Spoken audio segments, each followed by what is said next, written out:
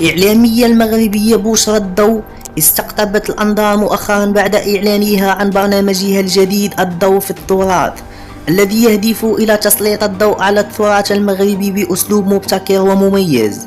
يختلف هذا البرنامج عن أعمالها السابقة ذاتها السياسي، ليأخذ منحى ثقافيا وتراثيا مليئا بالشغف وحب الوطن.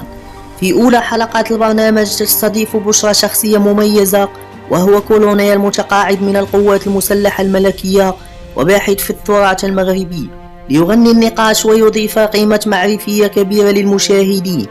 تميز تصوير البرنامج بديكور يعكس روح التراث المغربي من خلال استخدام الأواني التقليدية، الزليج المغربي وإطلالات تقليدية متقنة، ويعد هذا مزيجا مثاليا بين الجمال البصري والمحتوى الثقافي الهادف.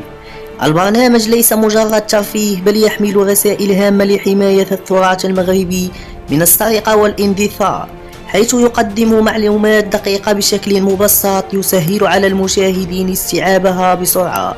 وعن برنامجها الآخر ما تخافش من الضوء، أوضحت بشرى أن حلقاتها مستمرة مع خطط لتصوير المزيد بعد انتهاء شهر رمضان. يبدو أن بشرى تضيف لمستها الخاصة على المشهد الإعلامي المغربي.